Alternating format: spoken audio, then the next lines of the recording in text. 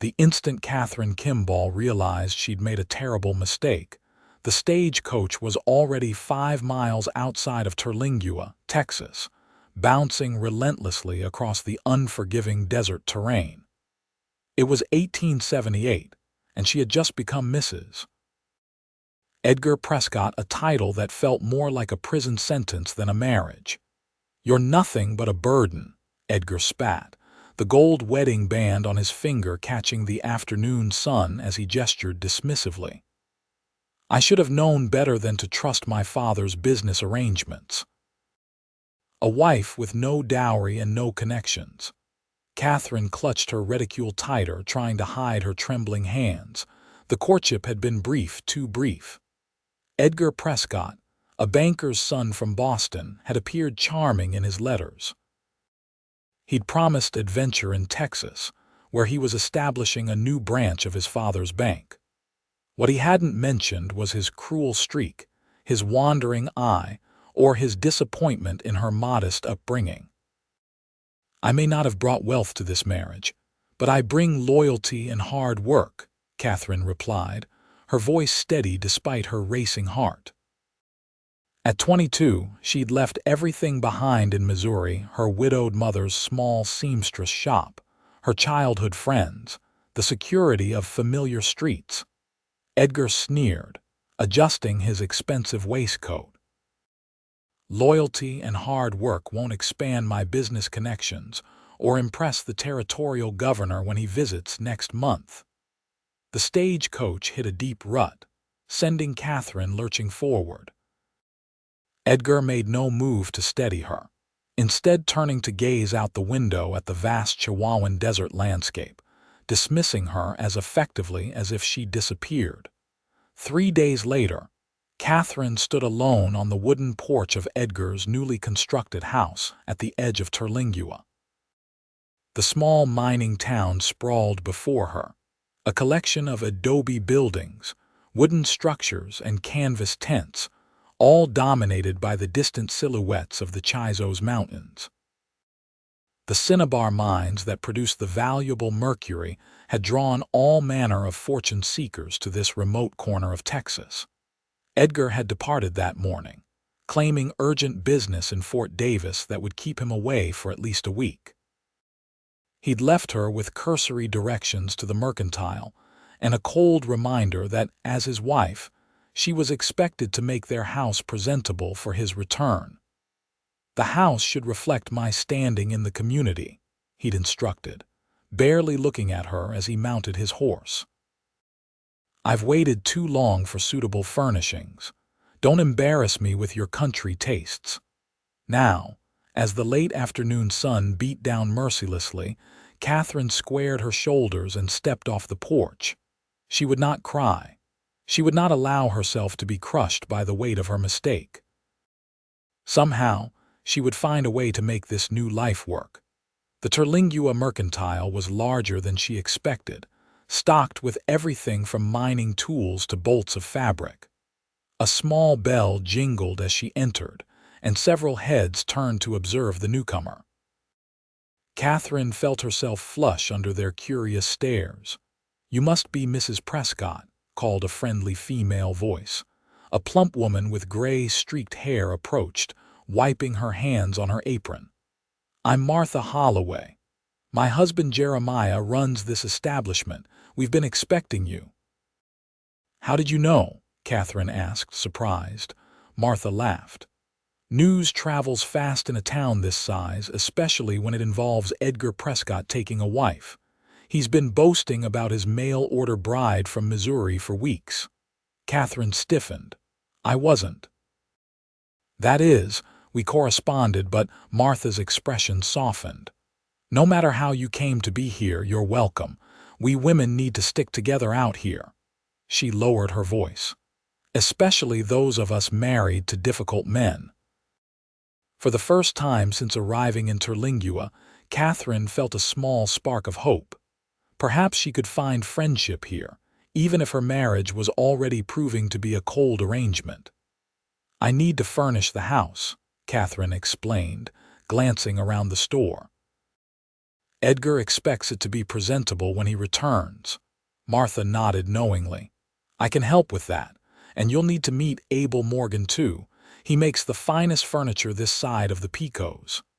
Abel Morgan, our local carpenter and occasional cowhand, works his own small spread outside of town when he's not crafting furniture or helping with cattle drives. Martha gestured toward the back of the store. His workshop's just behind the mercantile. Fine craftsman, that one, if a bit solitary since he came back from the war. Before Kathryn could respond, the store's door burst open, and a tall man strode in, his spurs jingling against the wooden floor. The first thing she noticed was how he moved with the easy confidence of someone completely at home in his own skin. His dark blonde hair was overgrown, touching his collar, and a several-day beard shadowed his sun-weathered face. He removed his wide-brimmed hat as he entered, revealing eyes the color of a summer sky. "Mrs. Holloway," he greeted, then noticed Kathryn. He gave a polite nod. "Madam." "Abel Morgan." Martha exclaimed. "Perfect timing. This is Mrs. Prescott, Edgar's new bride. She's looking to furnish that big, empty house of his, and I was just telling her about your craftsmanship."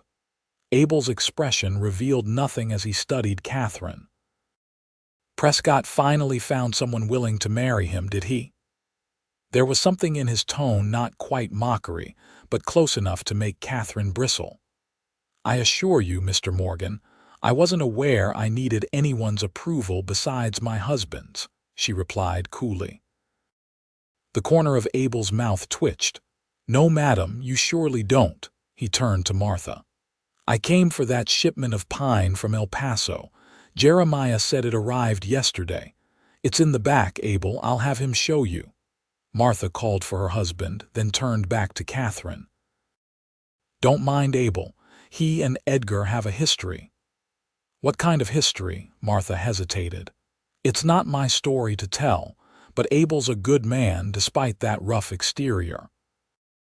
Kathryn watched as Abel disappeared into the back room with Jeremiah Holloway, a lean, bespectacled man who moved with surprising energy for his apparent age.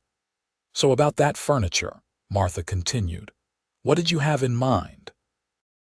By the time Kathryn finished her shopping list and arranged for deliveries, Abel Morgan had loaded his wagon with lumber and was preparing to leave. She found herself walking out of the mercantile just as he was climbing onto the driver's seat. "Mr. Morgan," she called, surprising herself with her boldness. "Martha mentioned you make furniture. I'd be interested in commissioning a dining table if you're available for such work." Abel looked down at her, one hand on the reins. For a long moment he said nothing, and Kathryn felt herself growing uncomfortable under his scrutiny. "Edgar Prescott's house," he finally said. "Big place for just 2 people." "My husband has ambitions," Kathryn replied, lifting her chin slightly. "I'm sure he does." Abel adjusted his hat.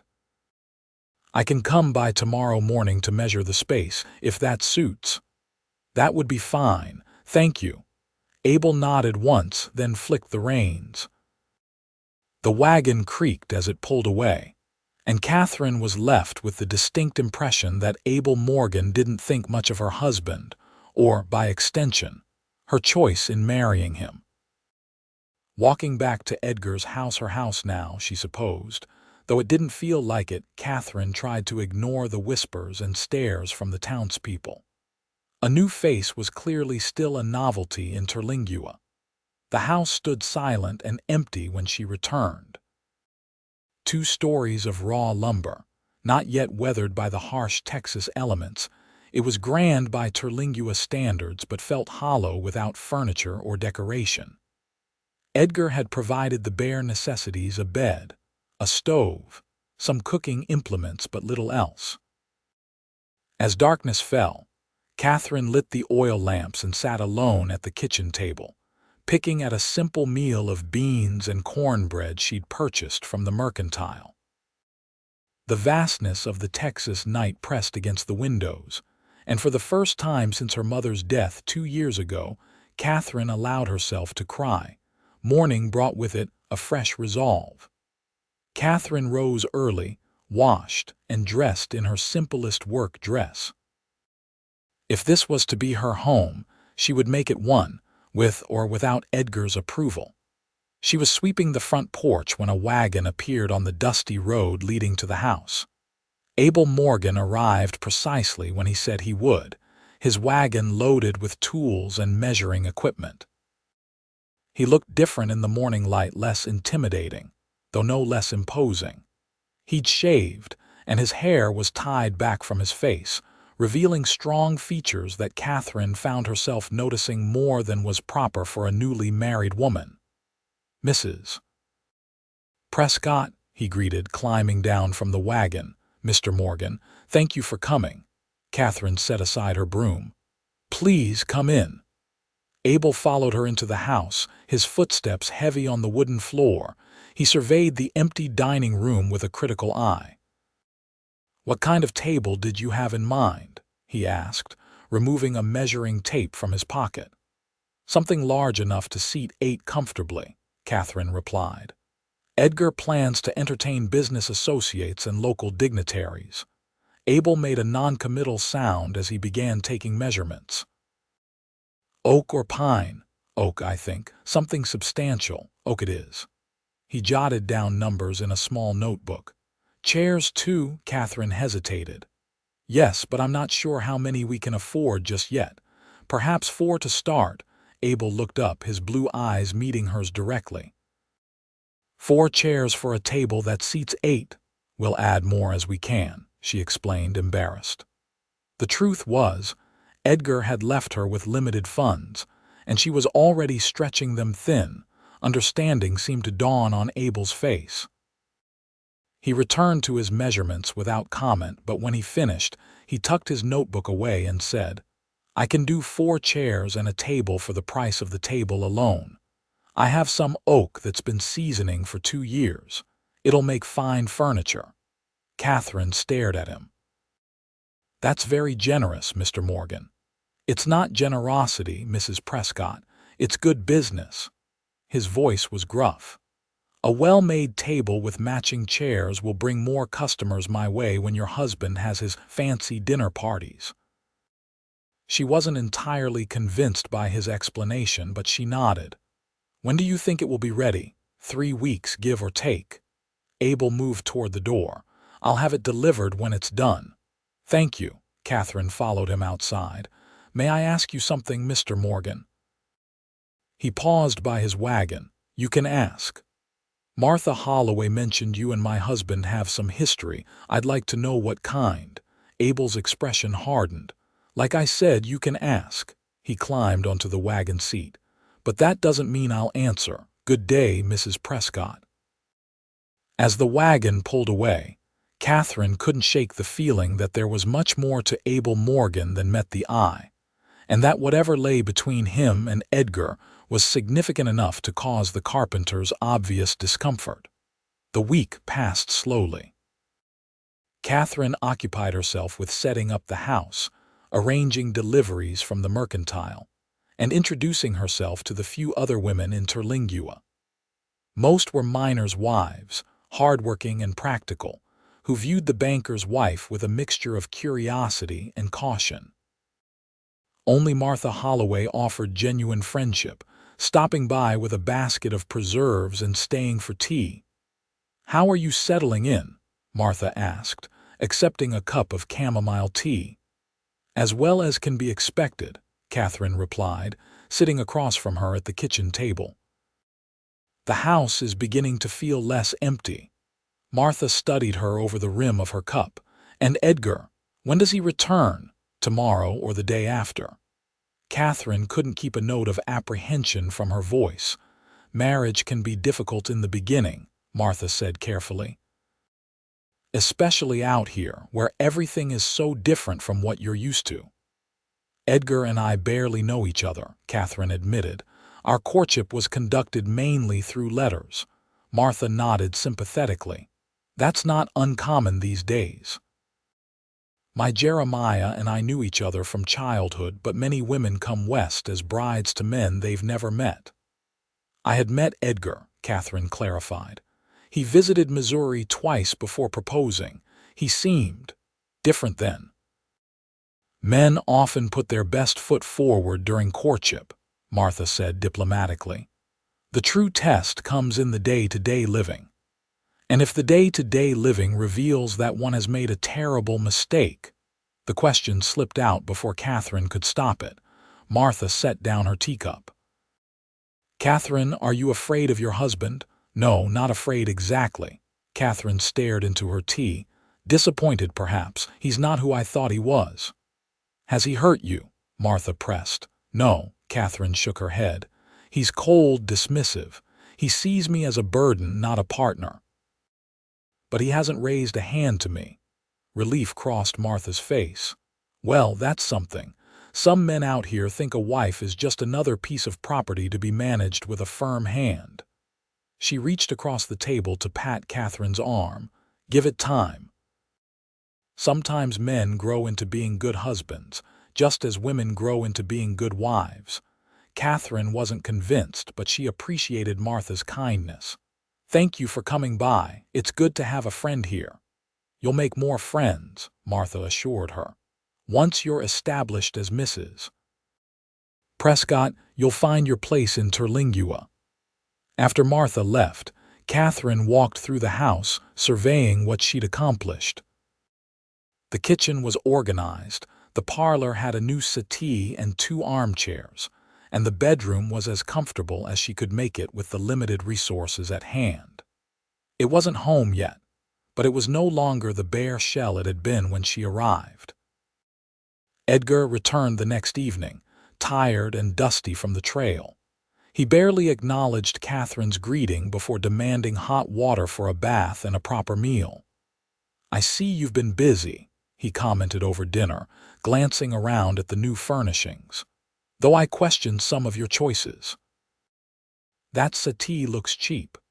It was what we could afford, Kathryn replied evenly. I've been careful with the money you left. Edgar snorted.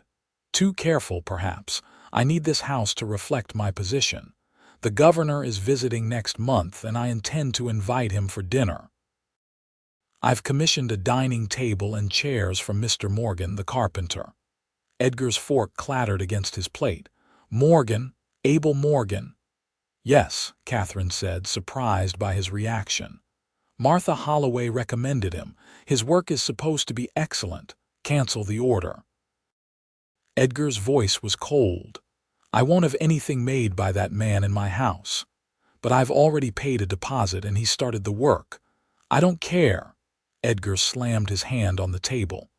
That man is not welcome here, nor is his craftsmanship. Kathryn stared at her husband, bewildered by his sudden anger. What happened between you two? Everyone seems to know except me. Edgar's mouth tightened into a thin line. It's not something I care to discuss. Suffice it to say, Abel Morgan and I have unfinished business that makes it impossible for me to accept his services. Cancel the order, Kathryn. That's final. The next day, Kathryn made her way to Abel's workshop behind the mercantile. She found him bent over a workbench, carefully chiseling the leg of what would become one of her dining chairs. Wood shavings covered the floor, and the rich smell of oak filled the air. Abel looked up as she entered, his expression unreadable. Mrs. Prescott, Mr. Morgan. Kathryn twisted her hands nervously. I'm afraid I have to cancel my order for the table and chairs. Abel set down his chisel, his eyes narrowing slightly. May I ask why? I'm already well into the work. My husband. He doesn't think we need such a large table after all. The lie felt hollow even to her own ears. Your husband doesn't want my furniture in his house. It wasn't a question. Kathryn hesitated, then nodded. He was quite adamant. Abel's jaw tightened. He turned away, running a hand through his hair in obvious frustration. When he faced her again, his expression was controlled, but she could see the anger simmering beneath the surface. "I suppose I should have expected as much," he said. "Edgar Prescott has never been one to let go of a grudge. What happened between you two?" Kathryn asked, emboldened by her curiosity. "Everyone seems to know, but no one will tell me." Abel studied her for a long moment, as if deciding how much to reveal. "It was during the war," he finally said. "We were in the same regiment, Texas 8th Cavalry. You fought together." "Alongside each other, yes." Abel's voice was flat. "Edgar was a lieutenant. I was a sergeant. And that's a story best left buried with the rest of the war." Abel picked up his chisel again, effectively ending the conversation. "I'll return your deposit next time I'm in town." "No," Kathryn said quickly. "Keep it for your trouble. I'm sorry to have wasted your time." As she turned to leave, Abel called after her, "Mrs. Prescott." She looked back. "Edgar Prescott is not the man you think he is." His blue eyes were intense, almost pleading. "Be careful." Kathryn felt a chill run down her spine. "Good day, Mr. Morgan." Walking back to the house, Kathryn couldn't shake Abel's warning from her mind.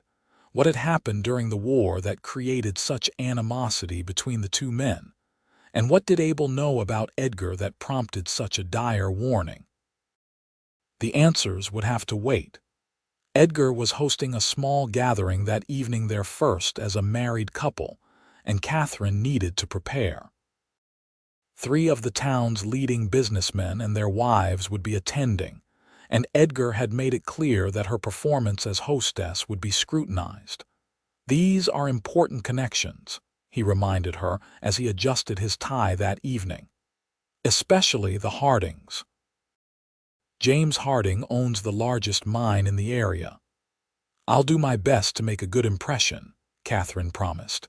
The evening started well enough. Kathryn had prepared a simple but elegant meal, and the Hardings and the other couples seemed pleasant. The conversation flowed easily, centered mainly on business prospects in the territory and the latest news from the East. It was Mrs. Harding who first broached the subject of Kathryn and Edgar's courtship. "How did you two meet?" she asked during dessert. "It's not often we get new faces in Terlingua, especially not lovely young brides." Before Kathryn could respond, Edgar spoke up. "I was in Missouri on business for my father's bank. Kathryn's mother was a client." He reached over to pat Kathryn's hand, a gesture that felt more possessive than affectionate. "It was love at first sight, wasn't it, my dear?" Kathryn forced a smile. "Edgar was very charming. And now you're establishing your own branch here in Terlingua," James Harding remarked. "Ambitious move, Prescott. This town needs proper banking facilities if it's going to grow." "That's exactly my thinking," Edgar said eagerly. "With the Mercury mines expanding and more settlers arriving every month, Terlingua is poised for significant growth. The bank will be instrumental in facilitating that." As the men delved deeper into business talk, Mrs. Harding turned back to Kathryn. "And how are you finding our little town? It must be quite an adjustment from Missouri." "It's certainly different," Kathryn admitted. "But the people have been welcoming. Mrs. Holloway at the Mercantile has been especially kind." "Martha is a treasure," Mrs. Harding agreed. "Have you met many others yet?" "A few. I commissioned some furniture from Mr. Morgan, the carpenter." Though she stopped abruptly, realizing too late that she'd ventured into dangerous territory. Edgar's head snapped around.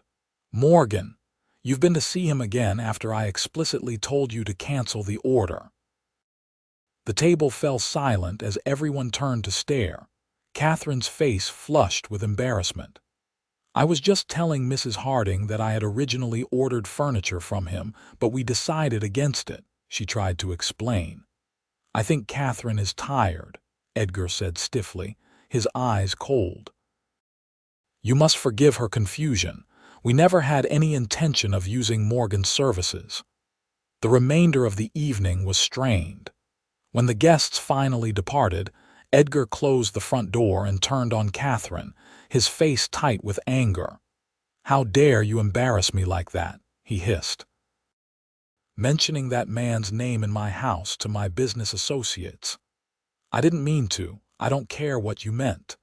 Edgar grabbed her arm, his fingers digging painfully into her flesh. "You are my wife and you will obey me. Is that clear?" Kathryn stared at him, seeing for the first time the full extent of his cruelty. "You're hurting me, Edgar." He released her arm as suddenly as he'd grabbed it, stepping back as if surprised by his own behavior. "Go to bed," he said coldly. "We'll discuss this in the morning." Kathryn retreated to their bedroom, her mind whirling. This was not the marriage she had envisioned, not the life she had hoped for when she agreed to come west with Edgar.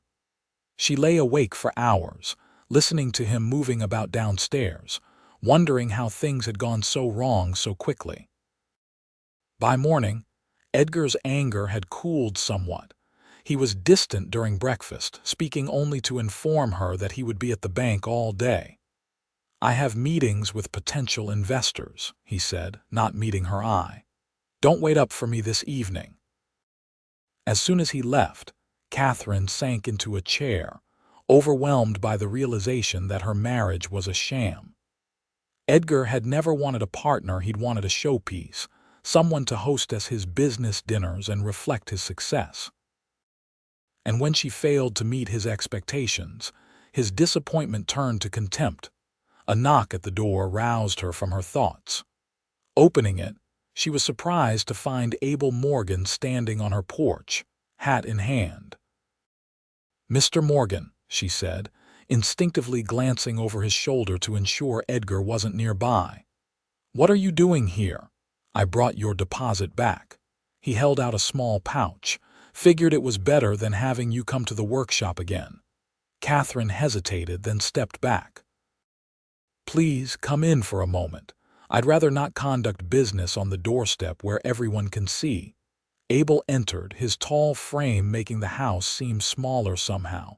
He handed her the pouch, his eyes lingering on her face. "You've been crying." Kathryn touched her cheek self-consciously. "It's nothing, just adjustment to married life, I suppose." Abel's expression darkened. "Did he hurt you?" The directness of the question caught her off guard.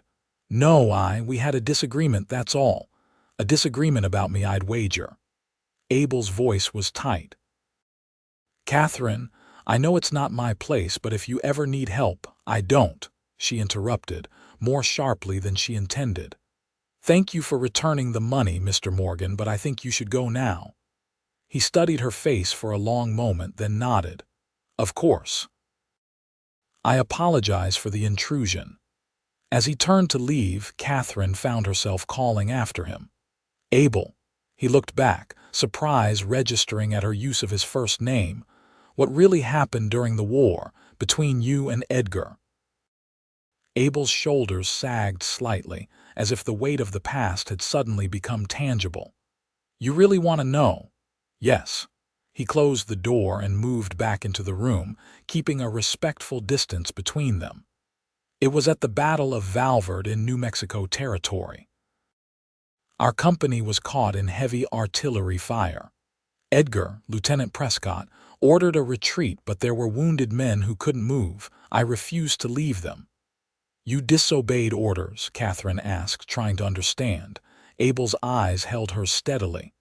"I did what was right. Edgar left us there, me and 3 wounded men, and withdrew with the rest of the company. We were captured by Union forces." Kathryn's hand flew to her mouth. "How terrible!" "The Union troops treated us decently enough, better than I expected. But when we were eventually exchanged and returned to Confederate lines, Edgar had reported me as a deserter, not a prisoner of war." "But that's a coward's lie," Abel finished for her. "Yes, he claimed I had abandoned my post during battle. It was his word against mine, and he was an officer from a well-connected family." "What happened to you?" Kathryn asked softly. "I should have been court-martialed, but one of the wounded men I stayed with was a captain from another company. He recovered and set the record straight." I was cleared, but Edgar never forgave me for exposing his cowardice. Kathryn felt sick. The man she had married, the man who slept beside her each night, had abandoned wounded soldiers and tried to destroy the man who stayed with them. I don't know what to say. You don't have to say anything. Abel moved toward the door again. I didn't tell you this to turn you against your husband, though I reckon that's how it sounds. I told you because you asked, and because I thought you deserved to know what kind of man you married. After Abel left, Kathryn sat alone in the quiet house, her thoughts in turmoil. Edgar's unexplained hatred of Abel now made perfect sense. He couldn't bear to be reminded of his own moral failure, his moment of cowardice when brave men were depending on him. But what did this revelation mean for her? She was Edgar's wife, bound to him by law and by the vows she had spoken before God. Yet the thought of continuing in this loveless marriage, tied to a man capable of such deception and cruelty, filled her with dread. The next few weeks passed in a blur of tension and strained politeness. Edgar spent long hours at the bank, and when he was home, he barely spoke to Kathryn except to criticize some aspect of her housekeeping or to remind her of upcoming social obligations. He never apologized for grabbing her arm, and Kathryn found herself flinching whenever he moved too quickly near her. The townspeople of Terlingua noticed the change in the new bride. Where once she had been eager to establish herself in the community, she now kept to herself, making only necessary trips to the mercantile and attending church with a forced smile that never reached her eyes. Martha Holloway was the first to express concern, cornering Kathryn in the mercantile one afternoon. "You don't look well, my dear," she said bluntly. "Is everything all right at home?" "Everything's fine," Kathryn replied automatically, reaching for a bolt of fabric. "Just busy preparing for the governor's visit next month." Martha's eyes narrowed. "Kathryn Kimball Prescott, I've known you only a short time, but long enough to recognize when someone is lying through their teeth. Come with me." She led Kathryn to the small office at the back of the store, closed the door, and gestured for her to sit. "Now, tell me what's really going on." Perhaps it was Martha's genuine concern, or perhaps it was simply that Kathryn had reached the limit of what she could bear alone. But suddenly the words were pouring out: Edgar's coldness, his anger over Abel, the humiliation at the dinner party, and finally, the truth about what had happened during the war. Martha listened without interruption, her face growing increasingly grave. When Kathryn finished, she reached out and took the younger woman's hands in her own. "Oh, my dear girl, I'm so sorry." "I don't know what to do," Kathryn admitted, tears threatening. "I made vows. I can't just—" "Can't just what?" "Leave a man who treats you like property. A man who abandoned his own men and then tried to have an innocent soldier court-martialed." Martha's voice was gentle but firm. "Kathryn, a marriage should be a partnership based on respect and care. What you're describing isn't a marriage, it's a prison. But where would I go? I have no money of my own, no family here." Martha squeezed her hands. "You have friends, me and Jeremiah for starters, and there are others who would help you if you asked." "Abel," Kathryn whispered, the name escaping before she could stop it. Martha's eyebrows rose, but she nodded. "Yes, Abel would help you, I'm sure of it. He's a good man, despite that gruff exterior." Kathryn pulled her hands away, standing abruptly. "No, I can't think like that. I'm married to Edgar. For better or worse, that's my life now."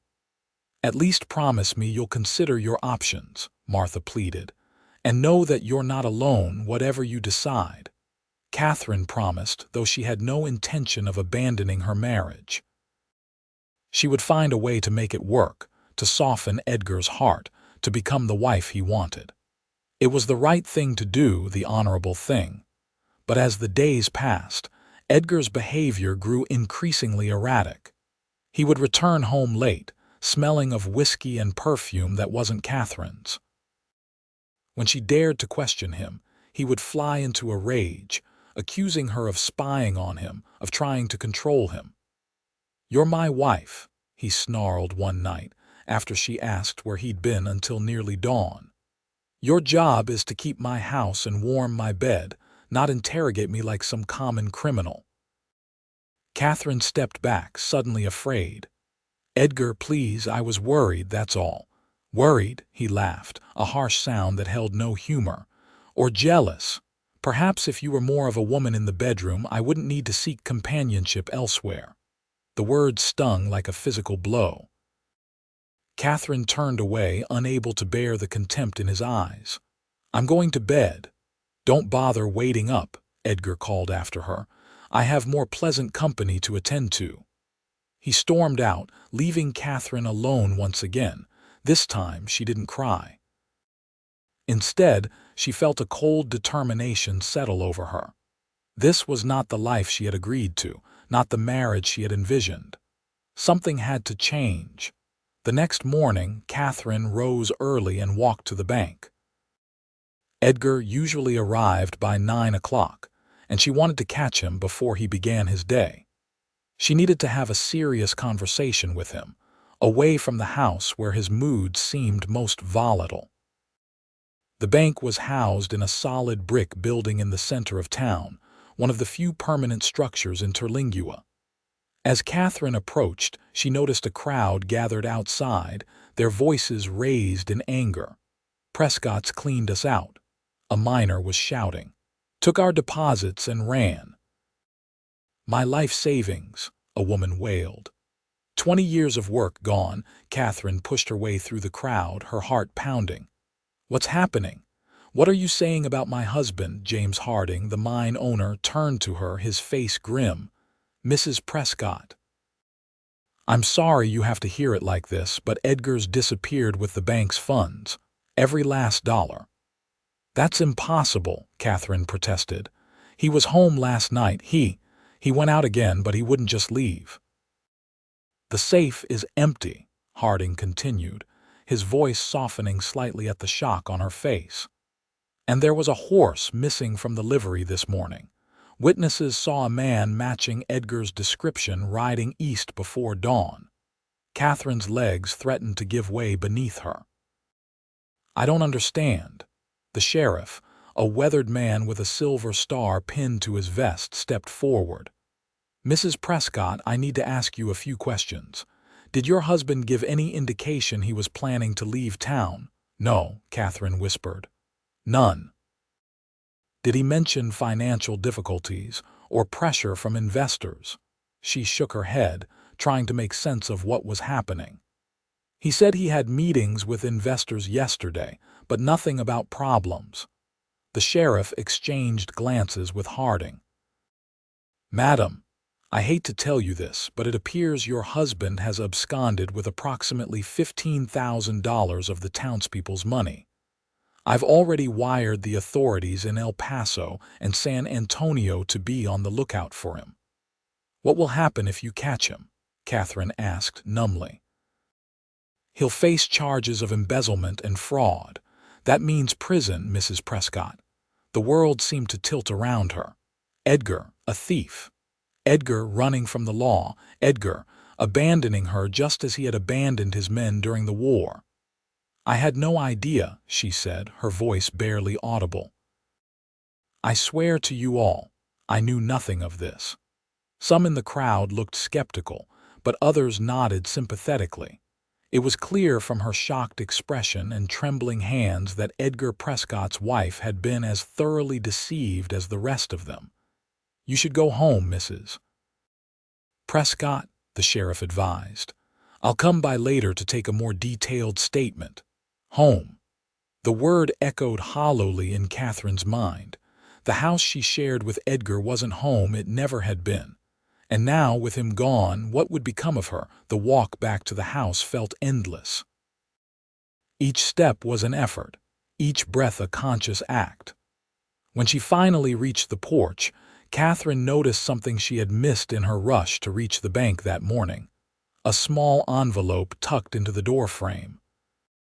Inside was a brief note in Edgar's handwriting.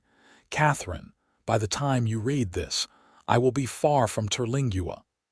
The bank has failed, and I have no intention of remaining to face the consequences. Do not attempt to find me. Our marriage was a mistake from the beginning. You have been nothing but a burden to me, and I release you from any obligation you may feel toward me." Kathryn stared at the words until they blurred before her eyes. A burden. That's all she had ever been to him. A convenient facade to present to the community while he built his reputation and planned his theft. Never a partner, never loved. She sank to the floor, the letter clutched in her hand, and finally allowed the tears to come, not for the loss of Edgar, but for the loss of the future she had believed in. The marriage she had committed herself to despite all evidence that it was doomed from the start. How long she sat there, she couldn't say. But eventually, a knock at the door roused her from her grief. Wiping her face, she stood and opened it to find Abel Morgan standing on her porch for the second time that month. "Kathryn," he said, dispensing with formalities, "I just heard. Are you all right?" She opened her mouth to offer the polite lie to say she was fine, but what emerged instead was a strangled sob. Abel didn't hesitate.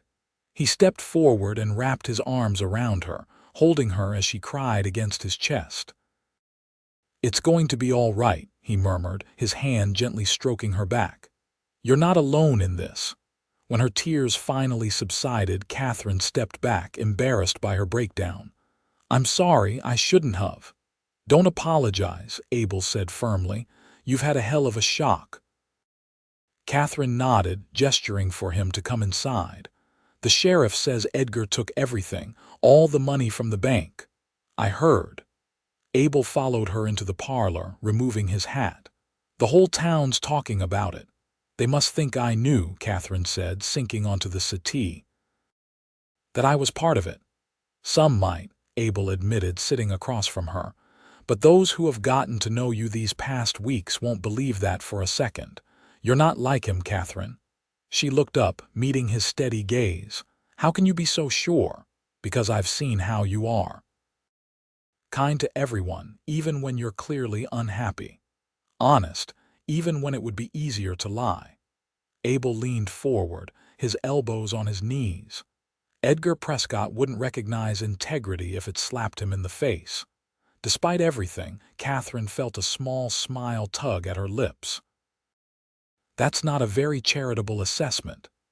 "I'm not feeling particularly charitable toward the man who stole from half the town and abandoned his wife." Abel's voice was hard, but his eyes were gentle as they rested on her face. "What will you do now?" It was the question Kathryn had been avoiding since the moment she learned of Edgar's betrayal. "I don't know," she admitted. "I have no money, no family to return to in Missouri." "You could stay here," Abel suggested. "Terlingua's a small town, but it's growing. There's work for someone willing to do it." "What kind of work?" "I doubt anyone will hire the wife of the man who stole their life savings." "You'd be surprised." Abel stood, pacing the room restlessly. "Martha Holloway was telling me just yesterday that they need help at the Mercantile. And the school teacher's been looking for an assistant." Kathryn stared at him. "You've been discussing my employment prospects with Martha?" Abel had the grace to look slightly embarrassed. "Not exactly. She mentioned the positions were open and I might have suggested you'd be good at either one." "Why would you do that?" He stopped pacing, his expression suddenly serious. "Because I could see how unhappy you were, Kathryn. Anyone with eyes could see it. I thought, if you had options, maybe you'd find the courage to leave him before he broke you completely." The blunt assessment left Kathryn speechless. Had her misery been so obvious to everyone except herself? "I should go," Abel said when she didn't respond. "You've got enough to deal with without me interfering. But if you need anything at all, you know where to find me." After he left, Kathryn sat alone in the parlor, Edgar's letter still clutched in her hand. A burden, he had called her. But to Abel Morgan, she was someone worth helping, someone worth defending. The sheriff came by that afternoon, as promised. He took her statement, asked about Edgar's habits and possible destinations, and examined the letter Edgar had left. "This could help establish that you weren't complicit," he said, holding the note carefully by its edges. "But I have to warn you, Mrs. Prescott, there are going to be those who believe you must have known something." "I understand," Kathryn replied, her voice steadier than she would have expected. "But I had no idea what Edgar was planning. If I had, I would have tried to stop him."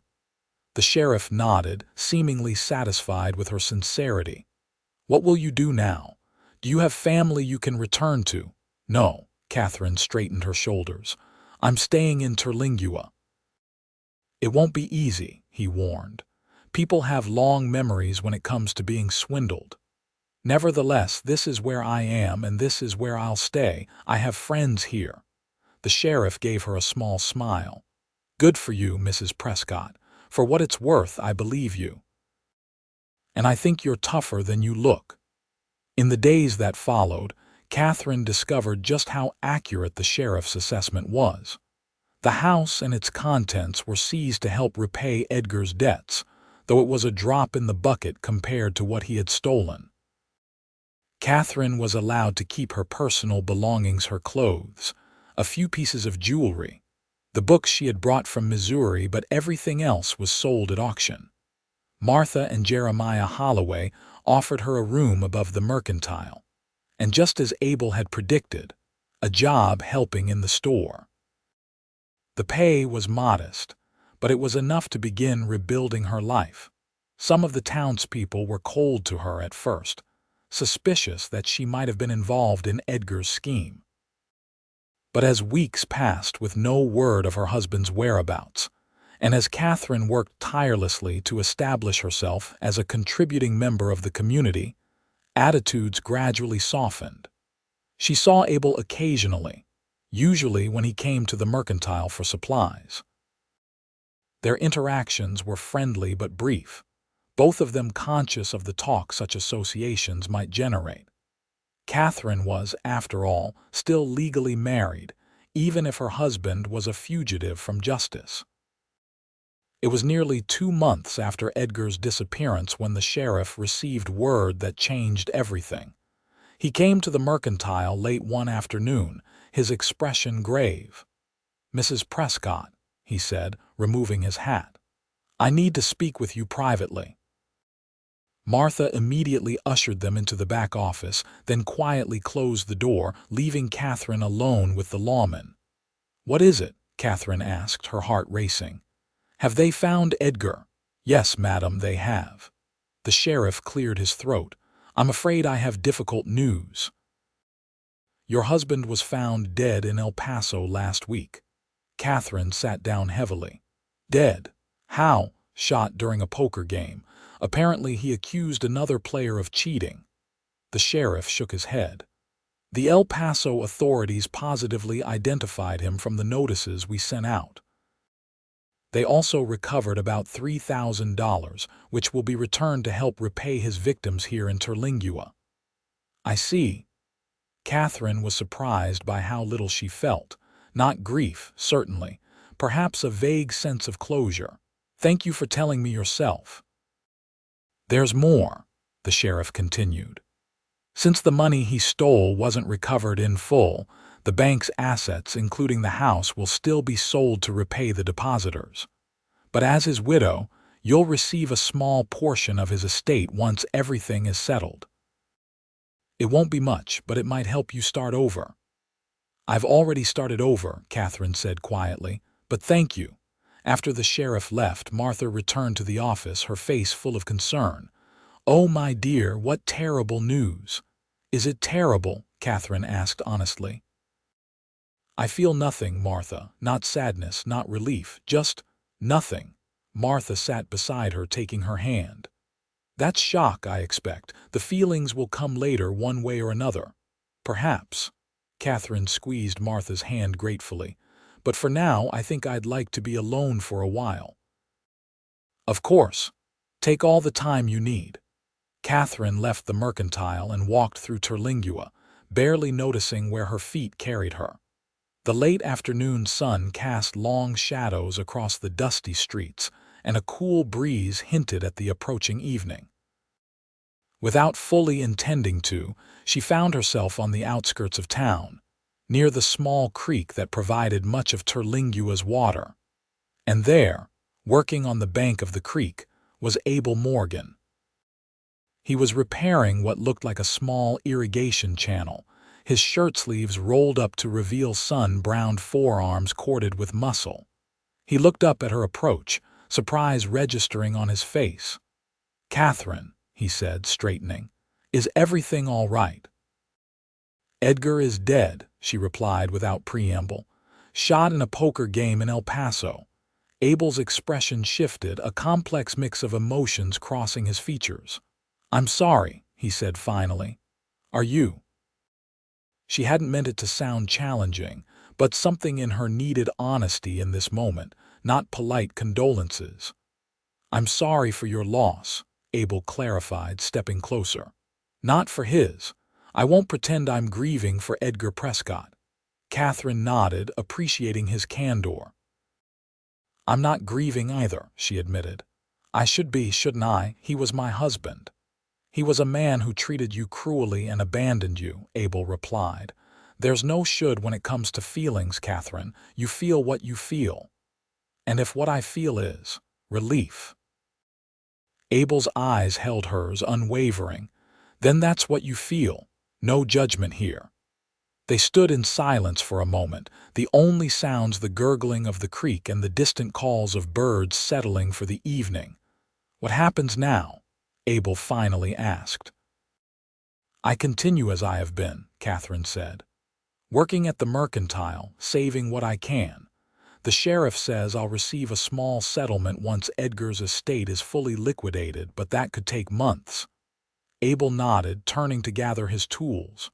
"Walk with me. I'm finished here for the day." They fell into step together, following the creek back toward town. The silence between them was comfortable, a shared understanding that needed no words. "I've been thinking," Abel said eventually. "That dining table and chairs I started making for you, they're still in my workshop, nearly finished." "Oh," Kathryn glanced at him, curious. "I thought I might complete them and sell them to someone else, but—" He hesitated. "I can't seem to bring myself to do it." "They were designed with you in mind." "Abel, I'm not asking for anything, Kathryn," he assured her quickly. "I just wanted you to know that if you ever want them, they're yours. No charge." "I have nowhere to put a dining table at the moment," she reminded him with a small smile. "My accommodations are rather modest these days." Abel looked ahead, his profile strong against the setting sun. "Maybe someday." "Maybe," she agreed softly. As they reached the edge of town, Abel stopped. "Kathryn, I know it's too soon to say this. Your husband has barely been laid to rest. But I want you to know that when you're ready, if you're ever ready, I'd be honored to court you properly." Kathryn stared at him, taken aback by his directness. "Abel, you don't need to answer now," he continued hurriedly. "Or even soon. Just think about it, that's all I ask." Before she could respond, he tipped his hat to her and turned away, striding purposefully toward his workshop. Kathryn watched him go, a tumult of emotions swirling within her. It was too soon, of course. Edgar's death was still a fresh shock, and the wounds from their brief, disastrous marriage had barely begun to heal. But as she walked back to the mercantile in the gathering dusk, she found herself smiling for the first time in what felt like years. The months that followed brought gradual changes to Kathryn's life in Terlingua. The settlement from Edgar's estate, when it finally came, was indeed modest, just over $500, but it was enough for her to rent a small adobe house on the edge of town and furnish it simply. True to his word, Abel completed the oak dining table and chairs and delivered them to her new home one crisp autumn morning. They were beautiful, the craftsmanship evident in every detail, from the smoothly curved legs to the polished surface of the tabletop. "Abel, these are exquisite," Kathryn breathed, running her hand over the table's surface. "I can't accept them as a gift. Please let me pay you something." "They were always meant for you," Abel insisted. "Consider them a housewarming present." Their friendship had deepened over the summer and into the fall. Abel would stop by the mercantile regularly, sometimes to purchase supplies, sometimes just to talk. Occasionally, they would walk together in the evenings, discussing books they had read or sharing stories from their lives before Terlingua. Kathryn learned that Abel had grown up in East Texas, the son of a carpenter and a school teacher. He had inherited his father's skill with wood and his mother's love of learning. After the war, he had drifted west, eventually settling in Terlingua because, as he put it, the desert has a way of stripping things down to what matters. In turn, she told him about her childhood in Missouri, her father's early death, and her mother's struggle to support them with her seamstress shop. She spoke of her dreams of adventure and independence, dreams that had led her to accept Edgar's proposal despite her misgivings. "I was a fool," she concluded one evening as they sat on the porch of her small house, watching the sunset paint the Chisos Mountains in shades of gold and crimson. "I should have trusted my instincts." "We all make mistakes," Abel said gently. "What matters is what we learn from them."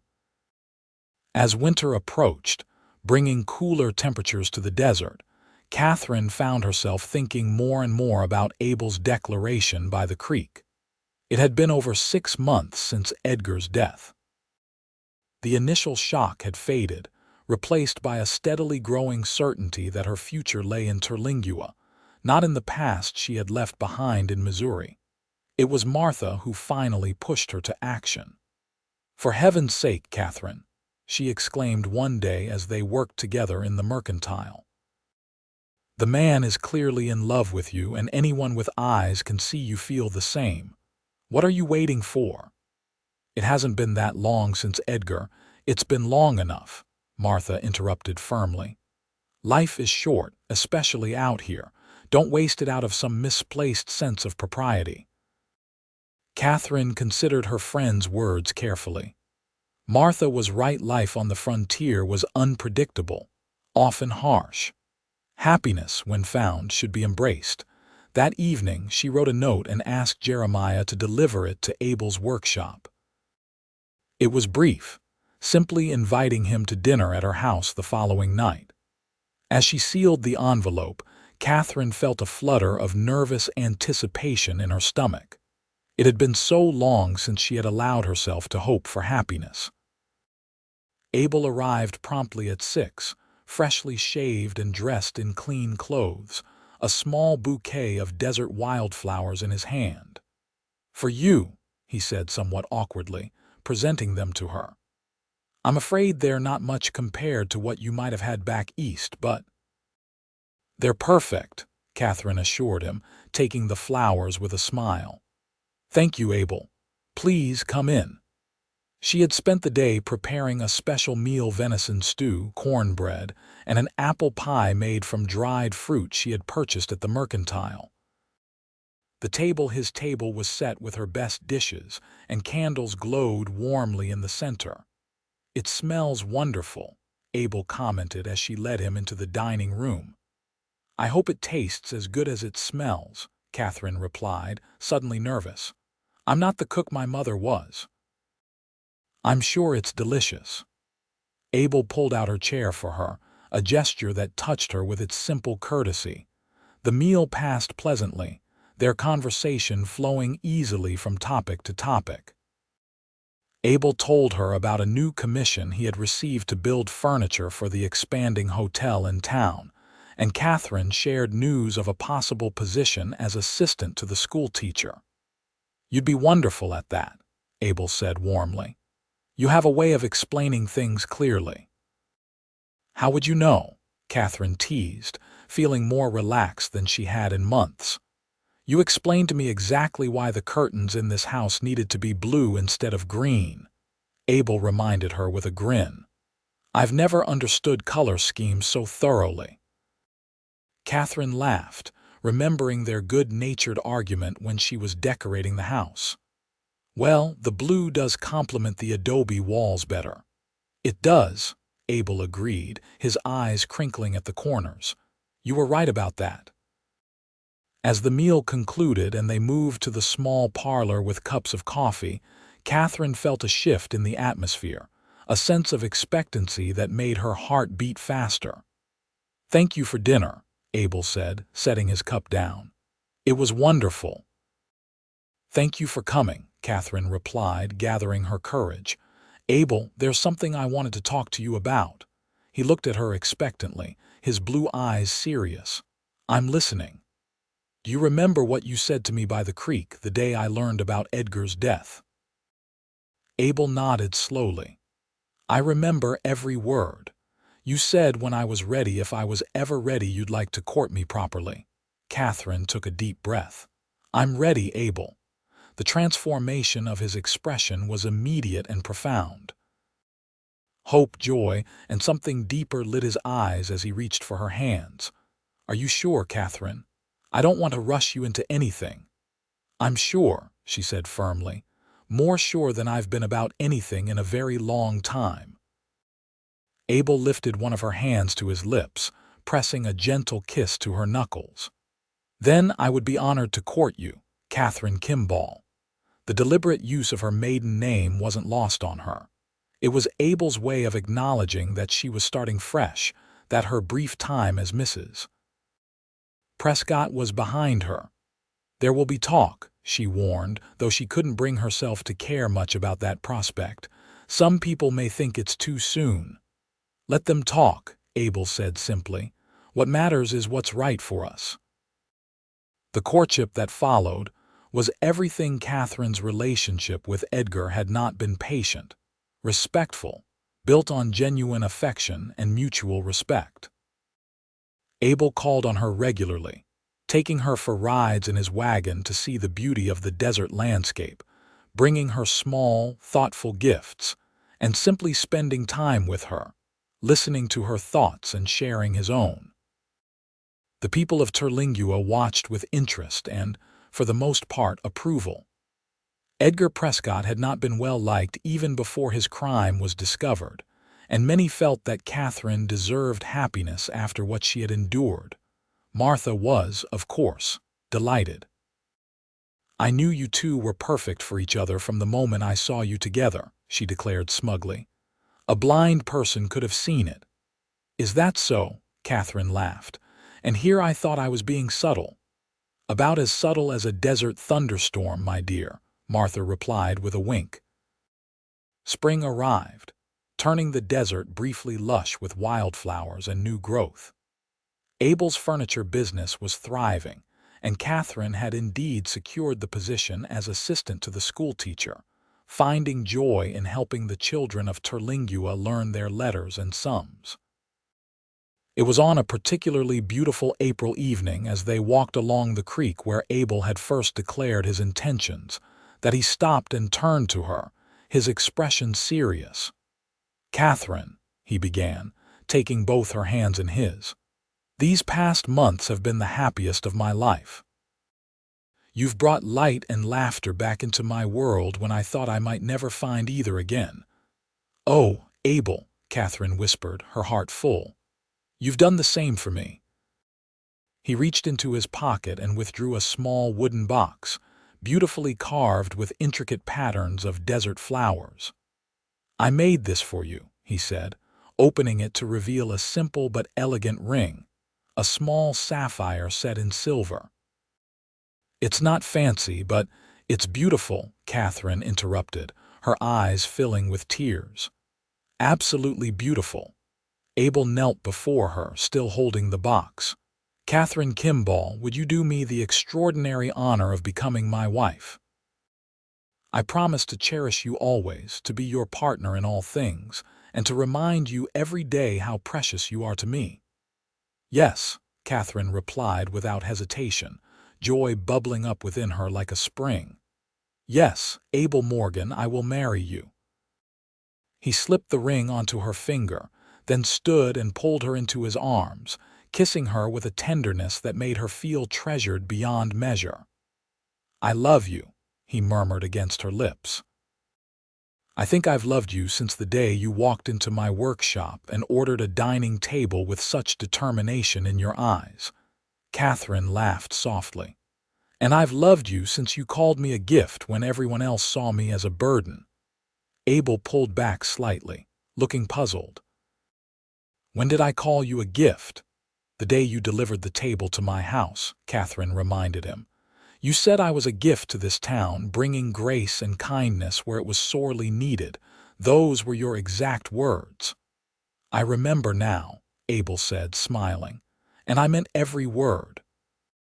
You are a gift, Kathryn, to the town, to the children you teach, and most of all to me." They were married in the small church in Terlingua on a bright June morning in 1879. Martha stood as Kathryn's matron of honor and Jeremiah as Abel's best man. The entire town seemed to turn out for the occasion, filling the church to capacity and spilling onto the steps outside. Kathryn wore a simple dress of pale blue silk that Martha had helped her sew, with a crown of desert wildflowers in her hair. Abel looked handsome and slightly nervous in a new suit, his eyes never leaving Kathryn's face as she walked down the aisle toward him. The reception was held at the hotel, where the owner had generously offered the use of the dining room.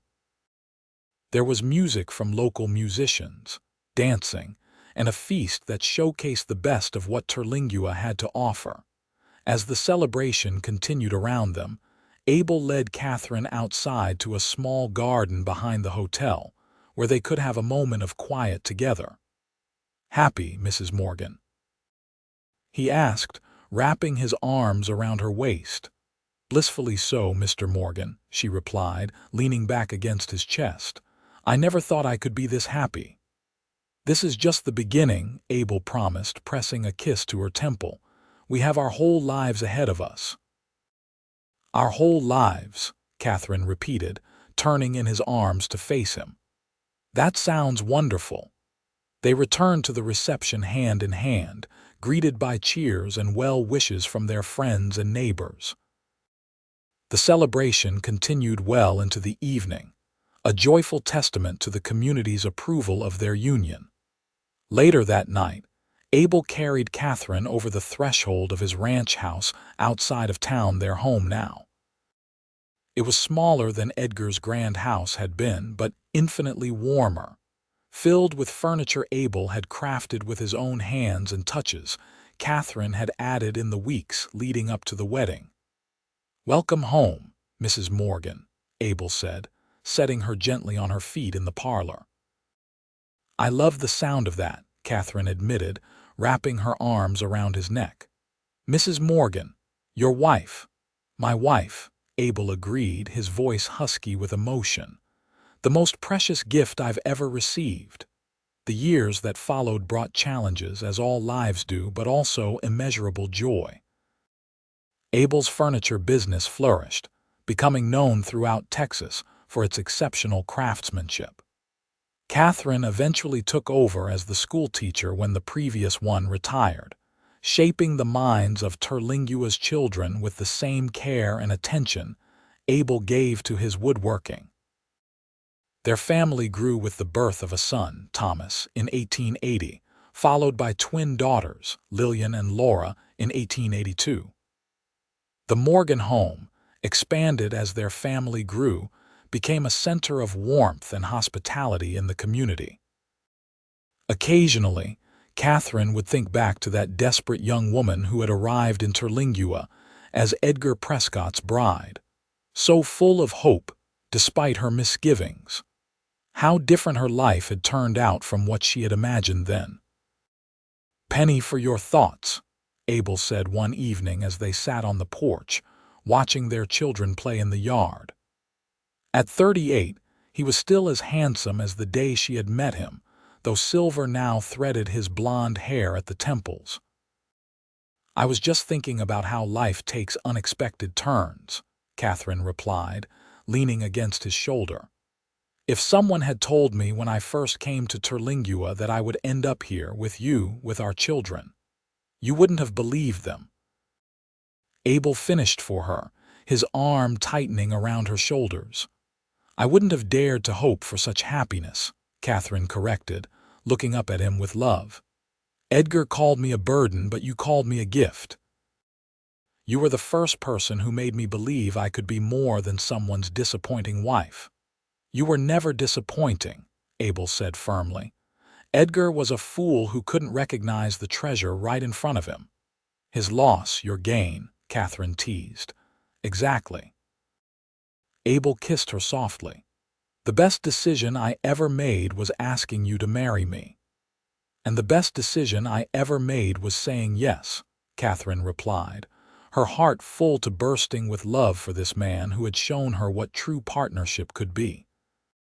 As the sun set over the Chizos Mountains, painting the desert in gold and crimson just as it had on countless evenings before, Kathryn Morgan knew with absolute certainty that she had found her true home not in a place, but in the arms of a man who saw her not as a burden, but as the precious gift she was.